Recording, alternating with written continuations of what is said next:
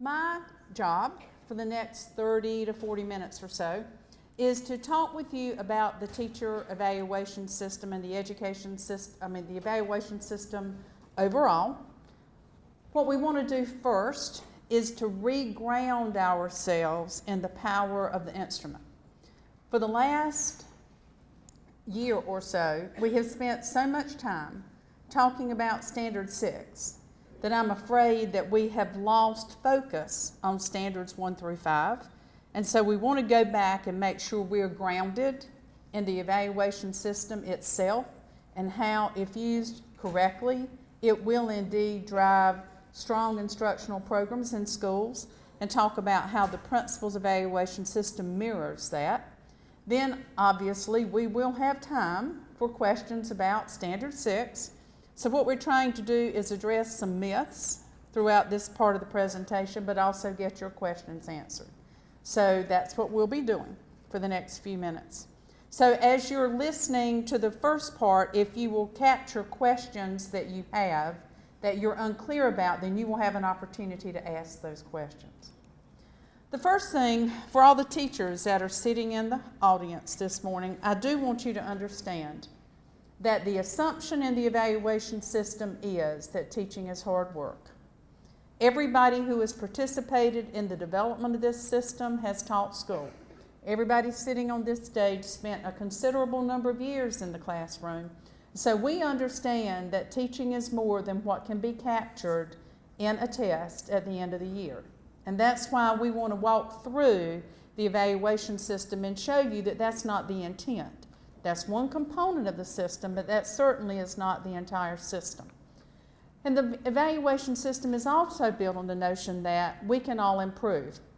And when we talk about improvement, we have to get back to Dr. Atkinson's comments about public school choice. If we don't keep our classrooms current, and if we don't try to keep pushing that envelope, then it could be that at some point soon people have an option to walk to a different place. So we want to make our public schools the best choice so that people don't want to exercise any option to go somewhere else. And we think we do that by continuing to improve the results in our classroom. That's not to say that anything that we've been doing in our classroom is bad. That's not the assumption at all. But we have to keep moving forward in order to keep pace. And so that's what this is all about. This is about continuing to push the envelope, continuing to make sure that our students have the knowledge and skills that they need for the 21st century. Because it is indeed about the kids. It is really not about the adults. It truly is about students. And sometimes when we get so hung up in the logistics, the procedures, the A through F, all of the various initiatives that we deal with, I think we lose sight of why we're doing all of this to begin with. And it's important to note that we don't do evaluation just so we can tell our superintendent, yep, check that off, good to go. It's the end of the year, I've got all my evaluations sent into HR. It really is how you develop talent within your schools that you do evaluation. It's so that people have specific feedback for improvement. I can remember having been evaluated and somebody coming in my class and saying, you know, the lesson was all right, but it lacked punch or whatever. Okay, well, where's the specific feedback on how you give it punch?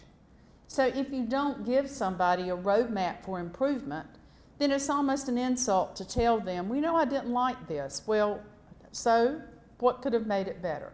So it's specific feedback is how we all get better.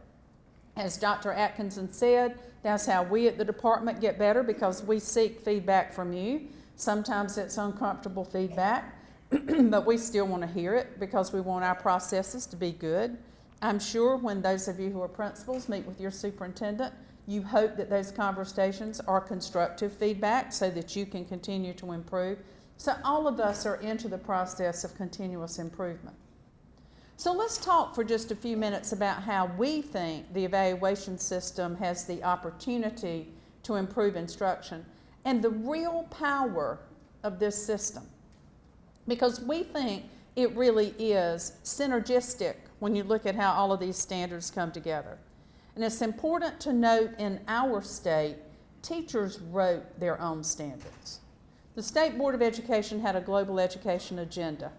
After the board adopted their agenda, I will never forget Carolyn McKinney going up to Howard Lee and saying, if this is the agenda that the state is going in, then we need new teaching standards.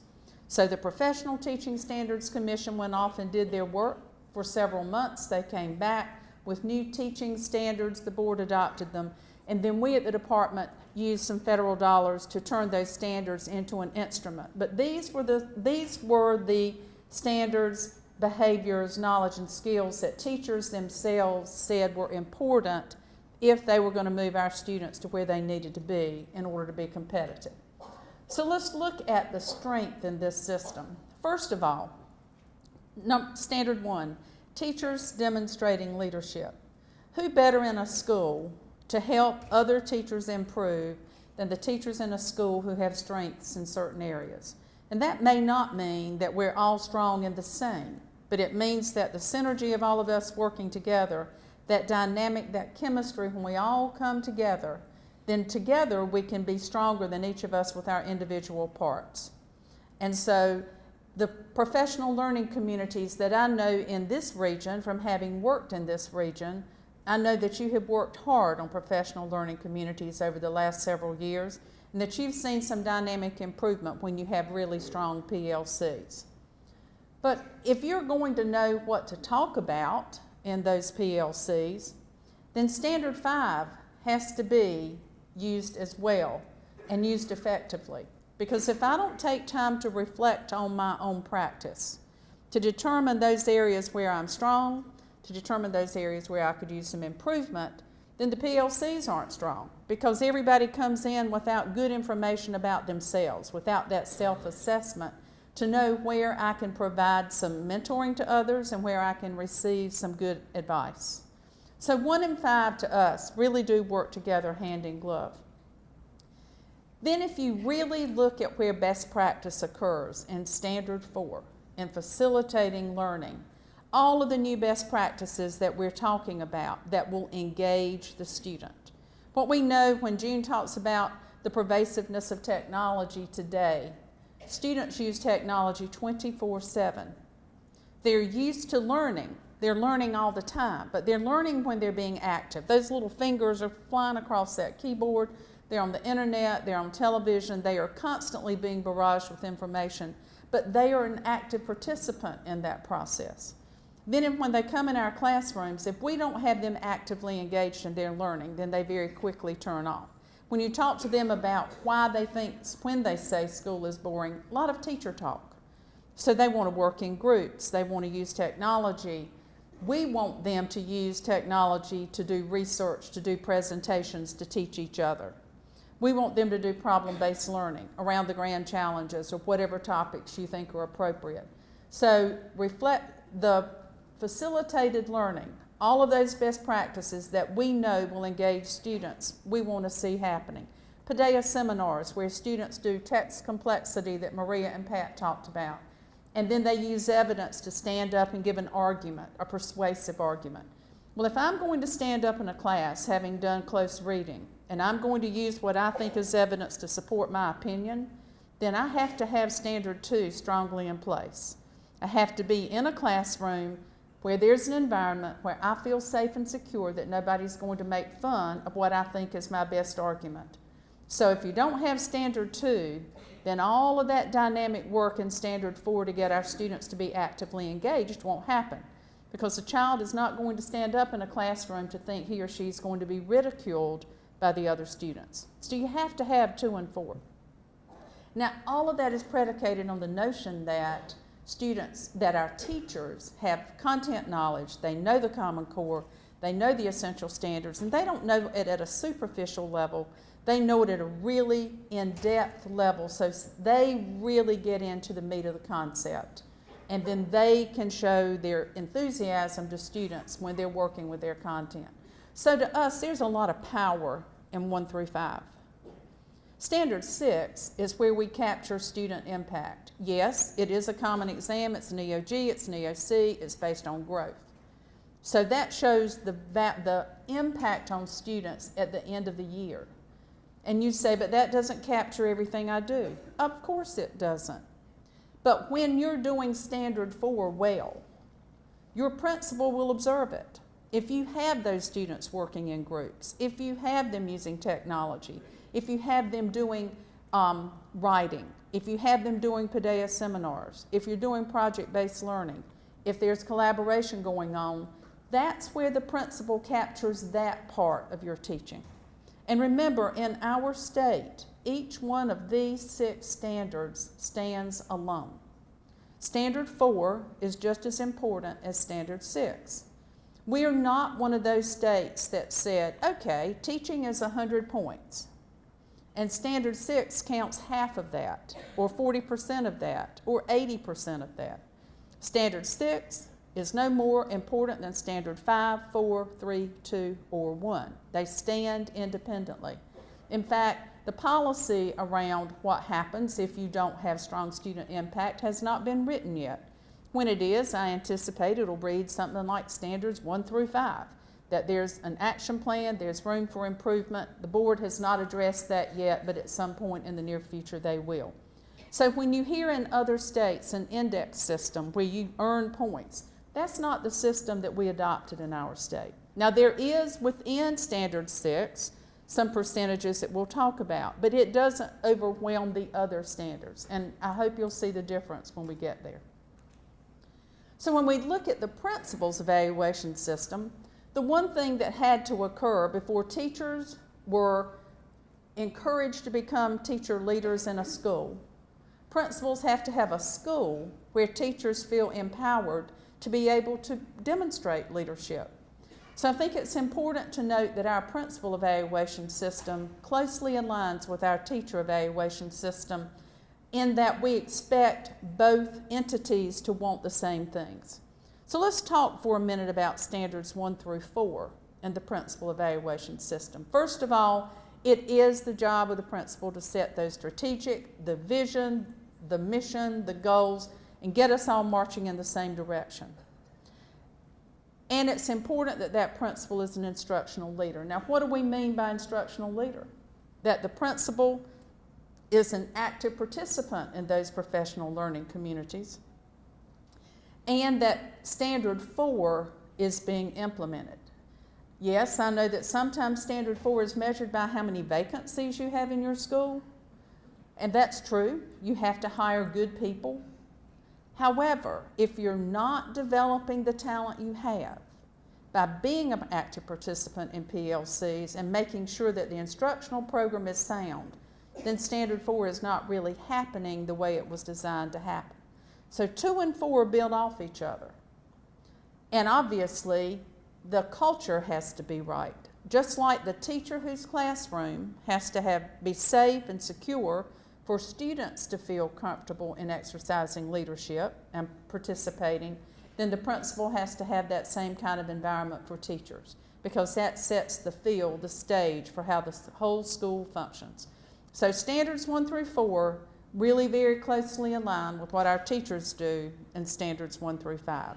Now, principals, I totally understand that if 5, 6, and 7 aren't in place, then you have problems in your community, because your buildings have to run, they have to be efficient, everything has to work like it's supposed to work. You have to get along with your board. I've worked with several boards along the way in my career, and I know that you have to have a good relationship with your board, and you also have to understand your community. So certainly 5, 6, and 7 have to be in place, but 1 through 4 is really where you see your students improve, and that's where we look for continuous improvement in student achievement. And then Standard 8 captures value add, but just like the teacher instrument, each of these standards stands alone. And we have to understand that all of these are important. So we think that we have a teacher evaluation system and an administrator evaluation system that, when they are being used effectively, drive student achievement. So if you want to look for a nice pathway in how to get your student growth in your school, it's right there in your evaluation system if you use it effectively. So, again, the goals for the system are to identify strengths, what are we doing well, and then what are the areas in which we need improvement and how can we get better. And it's also important to note that in our evaluation system, it's participatory. It begins with that dynamic conversation at the beginning of the year, whether it's between the principal and the teacher or the principal and the superintendent, and then everybody based on conversation and a real critical look at where I'm doing well and where I need improvement, then that's where my professional growth is directed for the year. And along the year, through conversation, through observation, through specific feedback, then folks have an opportunity to improve and then to show demonstrated evidence of what you do and how you think you're improving over time. So to us, we think it's a participatory system, not one that is done to you, but one that you should be actively engaged in. And the bottom line to all of this is it takes courage to do this system well. As Dr. Atkinson said, recently we were at a CCSSO meeting, a Chief State School Officers meeting, and the Commissioner of Education, who would be Gene's peer, was there, and they've been doing teacher evaluation a little bit longer than we have. They came out of the gate with Race to the Top sooner than we did, and so they have some data to come back from what they've been doing. They've spent an extensive amount of time in training their principals and how to use their evaluation system. And so they had done some study before and some study after the training, and what they found was their distribution of scores didn't change a whole lot. So the commissioner was talking with them about why. And it all came down to courage. It came down to the fact that several reasons. One, they were moving from different evaluation systems into the one they have now. Teachers were accustomed to different ratings. More or less everybody in the state received the highest level rating that there was. That was just the way things were done. Oftentimes papers ended up in mailboxes at the end of the year, somebody signed off and everybody went home. Well, that's very different from a new evaluation system where, quite frankly, proficient is good. We celebrate every year when we have 80% of our students who are proficient. Good. That means it's effective. We're doing what we're supposed to be doing. So it's a new understanding of what ratings mean. But in Tennessee, they were still getting everybody skewed toward the top. And the reason was those personal relationships. Principals were honest with the commissioner, and they said, you know, I play golf with some of these people. My wife is in the church league. Our children play soccer together. How can I tell a teacher who's worked for me or with me for the last 15 years who's gotten this rating that really the rating needs to be here when there's not a real understanding of what the differences are? So all of us have to understand, and principals too, it is hard to give honest feedback, and it's teachers very difficult to receive honest feedback, but it's a different system than the one we had in the past.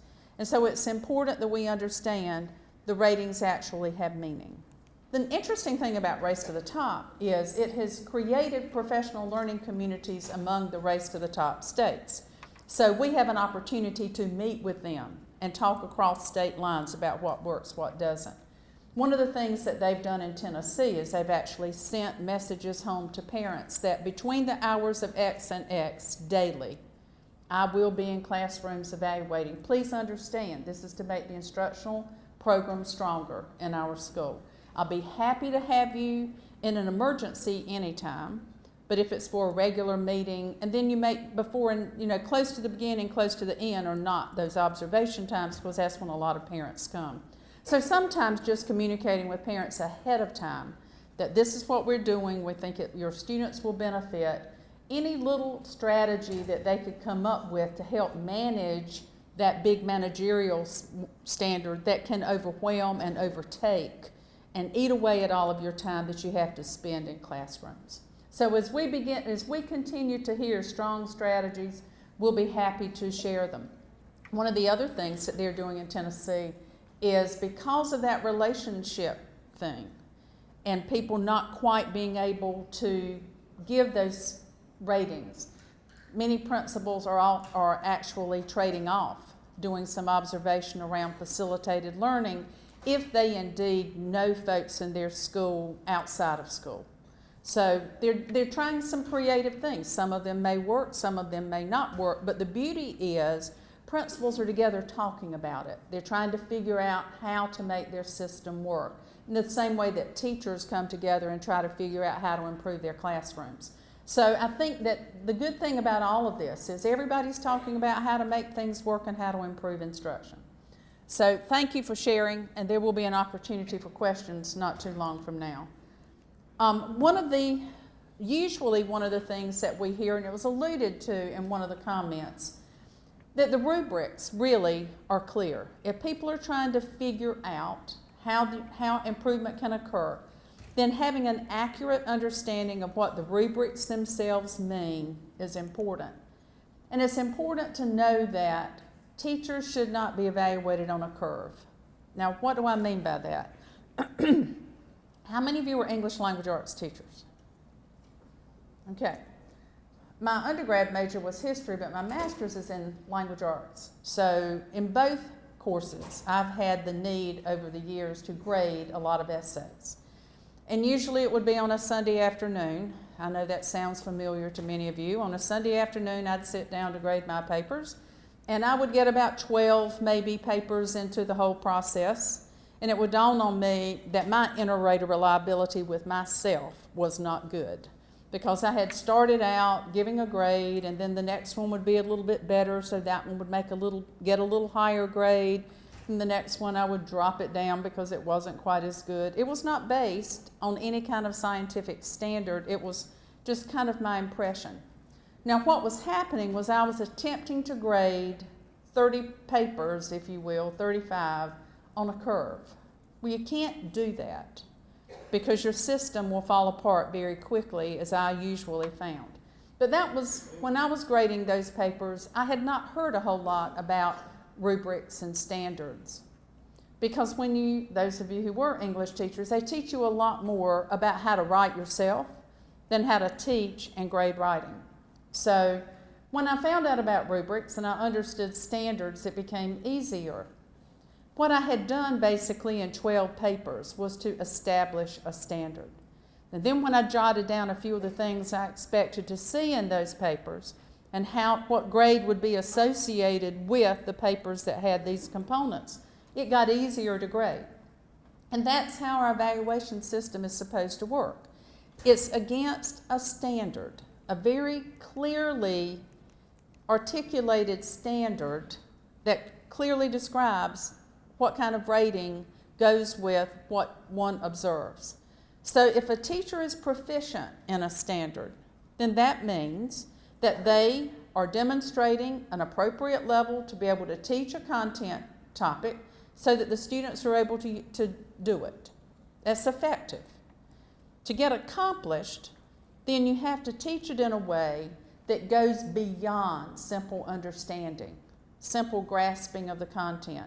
You have to teach it in a way that motivates students to be able to use it to their own understanding, and to use it otherwise in places where they are having content that is integrated.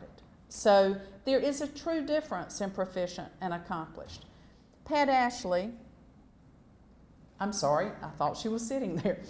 Pat Ashley works with some of our schools in the state that are the most challenged. And some of you may find this hard to believe, but it's not uncommon. Thankfully, it's not the norm, but it is not uncommon for the schools where she works to have a very high turnover rate every year. In fact, there was a school in one of her counties that had a 75% turnover one year. It would have been totally understandable then if 75% of the faculty in that school at the end of that first year had developing on a lot of their standards, because they were all new teachers. They were new to the profession, and they were working in a school that was very difficult to be able to be successful teaching, because children had a lot of challenges. Now, thankfully, that's not the norm, but if you truly are evaluating teachers against a standard, that was probable in that instance. The same would hold true if you're working in a school that has a lot of growth every year and students are high performers. Then you may have teachers there who are at the very high end. So if it's against a standard, there are no predetermined distributions. but the distributions need to make sense based on what you can observe. So there are no preconceived notions of what it ought to look like, but it ought to look like the standards so that it is clear that this is what the teachers should get. So let's shift now for a few minutes and talk about Standard 6 and make sure that you have clear understanding of how Standard 6 is going to work. So in the first 5 standards, teachers can get, as many of you now are fully aware, 5 ratings from not demonstrated to distinguished. In Standard 6, teachers would get either met, did not meet, or exceeded growth. So only 3 options for that standard. Remembering that each of those 6 standards is independent of the other, and none of them count more than any of the others in this process. And the same is true for the principal, the Administrator Evaluation System.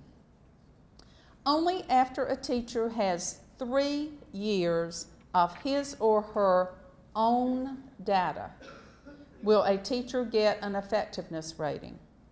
Now, a teacher will get an annual rating in each standard each year. At the end of the year, a summary rating. But only after 3 years will a teacher be told if she or he is effective, in need of improvement, or is highly effective. Now, in order to be an effective teacher, as we are moving a person into the system, and right now everybody in the state is moving into the system, in that 3rd year, when a teacher has 3 years of his or her own data, then whatever their ratings are on their 1 through 5 will be the rating that counts. Now, the thinking behind that is, after 3 years, if there are any developings, they should have been addressed. Okay? So, to be effective, you have to be proficient on each of the first 5 standards, and you must have met growth in Standard 6. Now, Standard 6, right now, the way we're envisioning it, will be a 3-year average of growth. One of the things we've thought about, and we won't know until we work with our friends at SAS, if we do indeed bring new teachers into the profession and their first year is really, really low, and their second year is better, and their 3rd year is better, and it's a continuous improvement model, and that first year was so bad that it destroys the 2nd and 3rd year, then we may have to revisit a 3-year average, but we don't know yet because we don't have data to look at.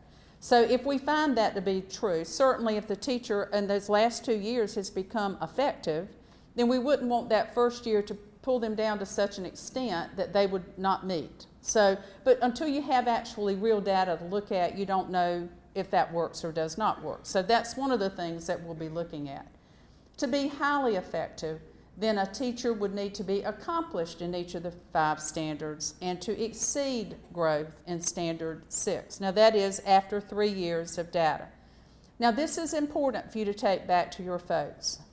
Nobody has any data yet that counts. At the earliest, this is year 1, meaning that the data that you get back in October would be the first year for most folks. And when I define most, pretty much grades 4 through 12, English, Math, Science, Social Studies, and vocabs, EOGs and EOCs. So nobody has data yet that counts. Many of you have opened EVOS accounts. You're beginning to see some data in it. 2 things to remember. If you are an EOG or an EOC teacher, then you need to look at your data very closely and use it formatively, because that's real data.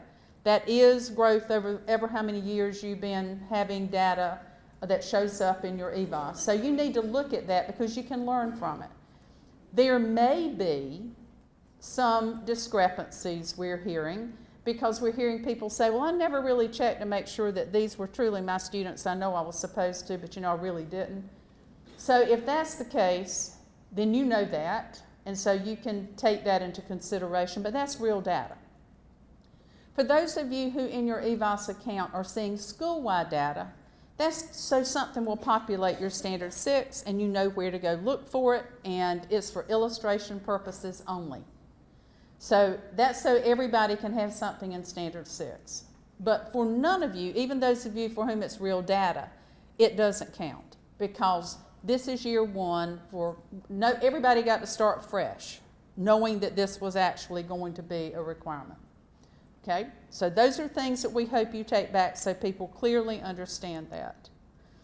A reminder that Standard 6 is based on growth, and you need to look at trends in growth, and you need to take your EVAS and look at the various kinds of reports that you can see to see how you're doing with different kinds of kids.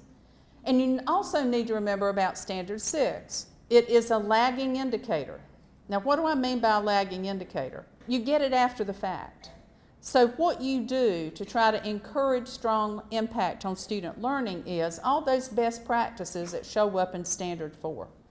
So make sure you're doing formative assessment, make sure you're progress monitoring your students, make sure you're really doing critical questioning, make sure you're doing the kinds of instruction that leads to strong student achievement, because you don't get progress monitored yourself for Standard 6 along the way you do Standards 1 through 5. You have to do strong instructional practices that lead to student growth. So Standard 6 then, after 3 years worth of growth, will give us an effectiveness score. Now it's important for the principals to understand 1 through 5 are always high stakes. Now what do I mean by that?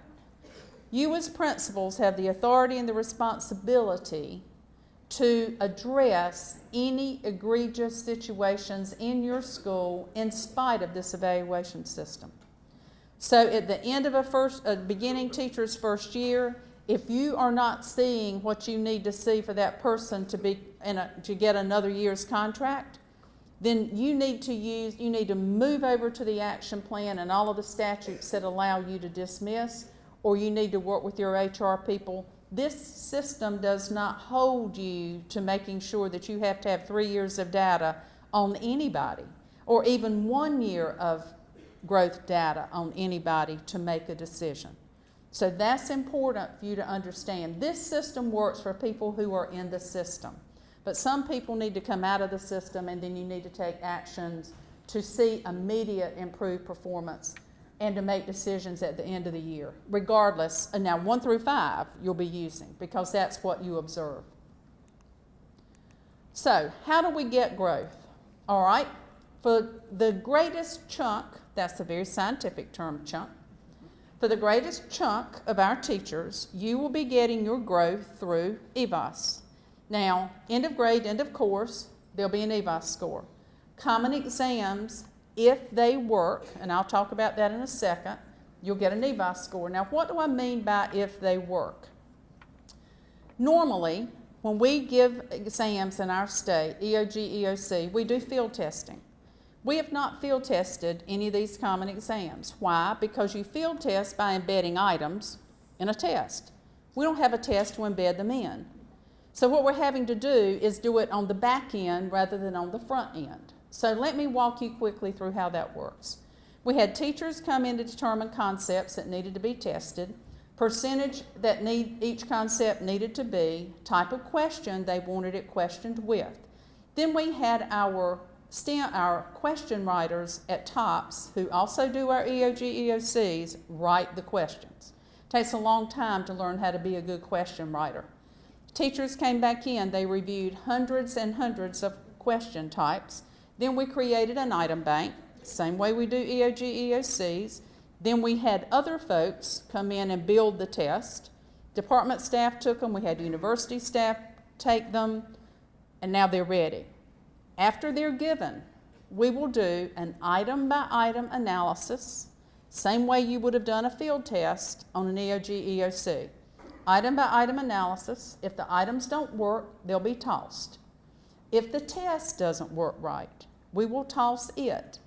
So we are going to do the same kind of analysis on these, but we're doing it on the back end rather than on the front end before any teacher owns this data. So we're with you that the tests need to be valid and reliable, so we're doing all those statistical things we would normally do, only we're doing them after the fact. So you can rest assured they've had the very same attention to detail that our EOGs and EOCs have, which is why of our VOCAPS test, 44 of them will have an EVAS score. Now, the other 79 did not hold up to the EVA standard for predictability. Therefore, those are pre and post tests. So whichever methodology works best to give the test the right kind of growth metric is what we'll be using. So for 79 of our CTEs, those will be pre and post. It's very similar to the prediction model, but it's just done a little differently. Then in terms of K3, which is a chunk, if you will, of people that aren't involved in this yet, our recommendation for third grade will be to our state board, and we'll probably be going in February with this recommendation, is that we go back to the notion of a pretest for third grade. Now, there are a lot of reasons why we think that's important. Some of them have to do with you. We need it for teacher effectiveness. That's a given. However, how many of you are elementary? Okay. Beginning next year, there is a very restrictive third grade retention policy going into effect for reading.